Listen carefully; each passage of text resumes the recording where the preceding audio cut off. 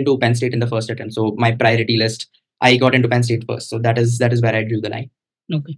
So going Yeah. to the US, you have multiple options, right? So could you just talk a bit about how you pinpointed these, I don't know, top 10 options that I'll apply to these colleges? Like, do you have any specific mechanism or tips for someone who wants to go there? Like, how can they pin down specifically that I want to just apply in these 5 or 10 colleges?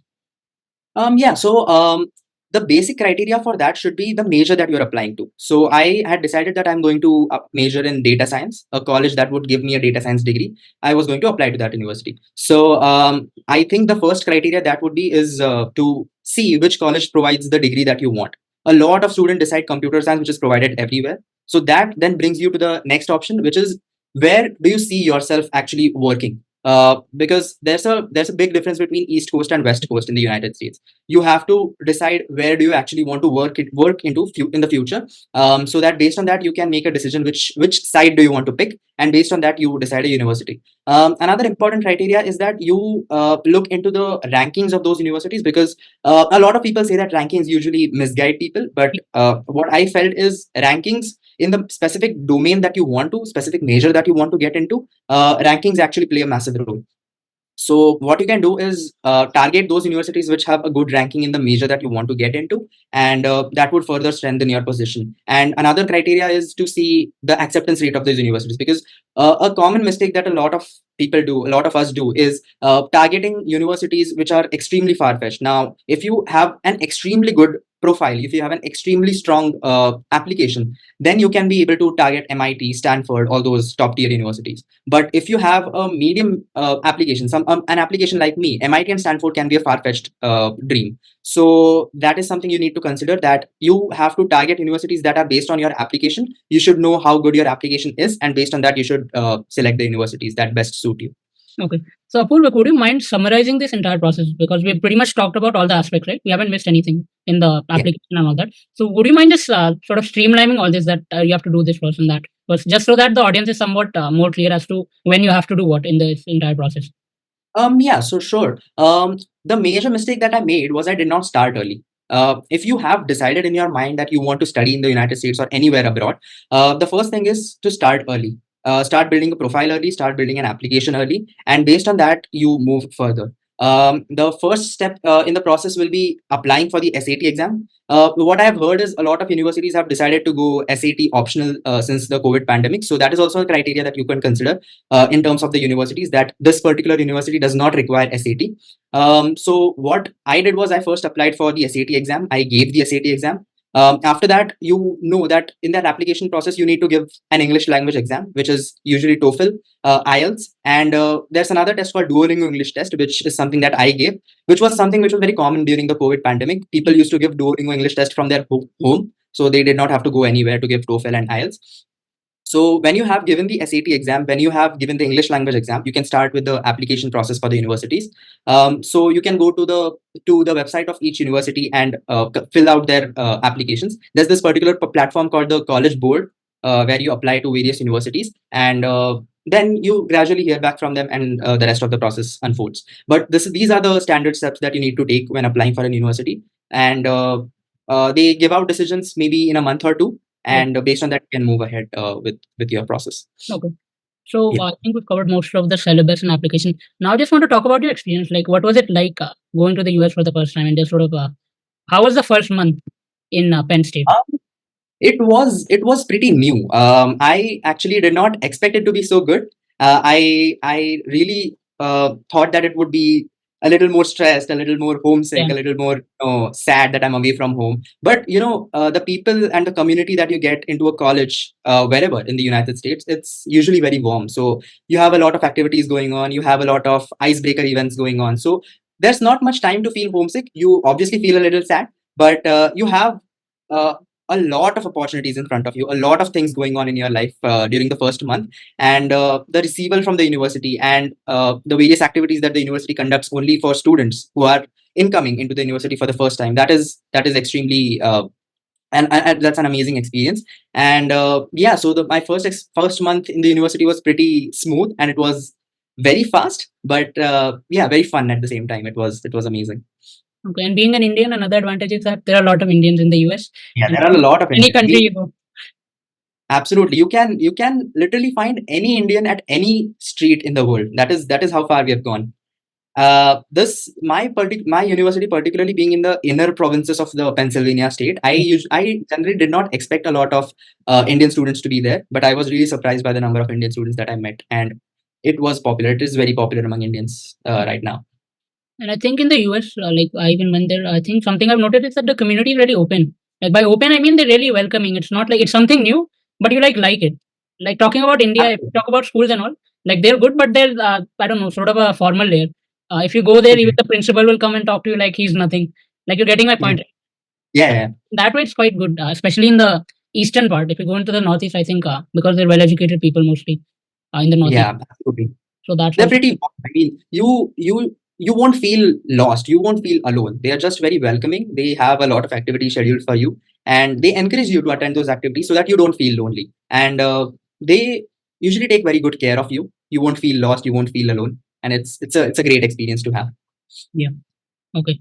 So, what advice would you want to give to someone that is, I don't know, sort of scared to go to the US initially? Like, do you have any Uh, such advice? Yeah, I would tell everything from my experience. I was personally very scared of going there for my education because going on a trip is something which is very different, and going for a 4 year long education journey is very different. I was very skeptical of the people that I will meet. I was very skeptical of the circumstances that I would be put into. I was the cultural shock that would take place. That I was very scared of that initially before going. But my parents supported me, my school teachers supported me, everyone around me supported me and motivated me that it is going to be a good experience. You'll have a lot of experiences with you, but in the end, everything will work out and everything will be fruitful in the end. So, see, being scary is something which is very natural, which is something which can happen to the best of us, and you just need to get out of the bubble. There is a bubble that forms around you when you're scared. You just have to just break out of it a little bit, and the world is yours. You just move into the world, and it is totally fine. The day I started for the US, that was going to be my first international flight alone. So it was again a very new experience, and again, you just have to get out of the bubble. That is the most you can do. No. Everything works out. Yeah, Puru mentioned an important point. You have to get out the bubble, which we Yeah, call comfort zone, I think. comfort zone. Yeah, Yeah, you just have to get out of it. And traveling internationally the first time, it's kind of scary because I don't know, you're just like your parents are left behind. You're trying to find which gate to go to the board your flight. And then once you enter exactly, the US, entering that immigration line itself is somewhat scary as to what are they going to ask you. Because just looking at their faces, you're like really awestruck that they just have this exactly. plain face on. Like, what will they ask me? What if I screw up? What if I say Yeah, something wrong? What's going to happen? Because there's no one behind you at that point. Once you enter the US, that is just totally a new feeling because the people around you, you see people of all different races, and then you look at yeah. that person in the immigration line, you sort of get scared like what is he going to ask, what am I going to do? So that's just a totally new experience, just Yeah, it is traveling actually abroad. very normal to get scared of that. I personally was very scared that what would I be asked by the immigration officer. But a pretty shock was that everyone in my line was an F1 student, and everyone was traveling away from home. Everyone was an international student. So the immigration officers also know that these are international students. These are going away from their home for the first time. These are a little scared how everything will work out. But again, everyone is very warm. Everyone is very welcoming, and you just have a very smooth path going forward, and it's just fun. Okay, you mentioned the F1 visa, that is for students, right? Yeah, that is for students, F1 visa. So when did you apply for that? Like, I accepted my offer from Penn State in January 2022. For reference, my intake into Penn State was August 2022, so I'm talking in reference to that. I accepted my offer in January 2022, and I got an I-20, which is an important document that a university gives you. It is basically your entry application to the university that you need to keep with you as long as you are a student of that university. So I got my I-20 in February, and I applied for visa in February itself. I got a visa date of April 2022, and I got my visa in the last week of April 2022. okay, nice. So you applied Yeah, in Jan, right?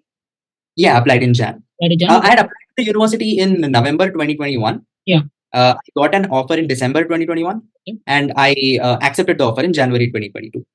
Okay. I was waiting for a couple of universities, but I did not expect a lot from them. Okay. So that's why I accepted the offer in January 2022. Yeah. Okay.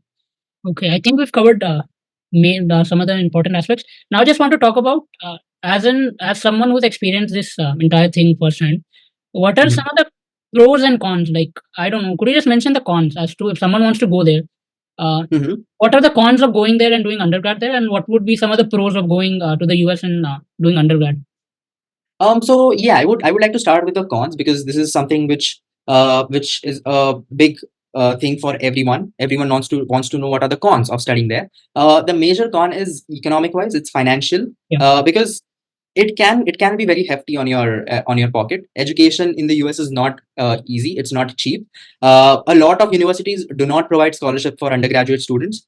They may have opportunities when you do research on campus, or you do anything particularly better for the university. They might have scholarship opportunities when you actually study there. But when you are just getting into the universities, usually not a lot of universities provide scholarships. So it is very hefty on the pocket, very heavy on the pocket, and that is something which might intimidate a lot of people and decide against going for an education there. So that is the biggest con. Apart from that, the pros are plenty. The pros are a lot because you get a lot of world class exposure. You get a lot of exposure to world class infrastructure, world class people. The course is designed that the student might feel comfortable studying there because you choose your own classes. I think that is the system that is slowly entering India as well. Yeah. But what happens is you choose your own classes, you choose your own professor, so you have a lot of freedom studying there. Yeah. And another pro is that you can choose whatever major you want, whatever minor you want without any restrictions. I've seen a lot of people in my own universities who are doing computer science as their major, and they are doing journalism, they are doing economics, they are doing liberal arts, they are doing whatever they want as their minor, or they can even switch between their majors. So that is the flexibility that an education there provides you. Again, you learn under one of the best professors in the world. You stay in their contact, you can work under them as research student, which is again very important because you get a world class recognition of working under a world class professor. Yeah, some of the most the best cons that best pros that studying in the US has. Okay. I'd also Yeah. like to mention one more con. I think the visa system over there, I think you should just study that once. Like, Hmm. for F1, it is fine, but for students, I think they should also sort of look into that because the H1B process is sort of quite complicated, right? F1 visa, I Yeah, think, those so you should yeah, look. that is something which is after you finish your education Yeah. and after you're done with the F1 status of your visa. Yeah. There's CPT, there's OPT, there's STEM OPT, then Yeah. you have H1B. Those are all the process that you have to go through. But yeah, if you consider, the pros are pretty amazing if Yeah, the you pros if are you pretty think good. about I it, agree. because that they provide a lot of world class education to you, and that is absolutely true. Yeah, I think the pros are they can be the pros are common for everyone, but the cons, I think it would depend from person to person, right? If you can afford Yeah, the colleges, I think the pros are really good because the pros absolutely, are something that you'll get regardless whether you're having any financial issue. Once you get there, I think the pros are open to everyone. But talking about the absolutely. cons, it depends on person to person, right? If they Yeah, can, it depends from person to person, and again, it depends from if someone is able to afford it or not. It can't be forced onto anyone, but yeah. again, it's a mutual decision that the student and the parents and whoever is sponsoring makes, and that is something which is very private to them, and yeah, they can take care of it. Okay. So, Apoorv, it was a great pleasure talking with you. Just as an ending statement, is there anything else you just want to say? Like anything, any honest advice or anything? You can say anything you want. Like, Yeah, yeah. It was an amazing experience telling my experiences to everyone. This is actually the first time that I've been able to speak about all these experiences. I haven't been able to talk a lot about this before.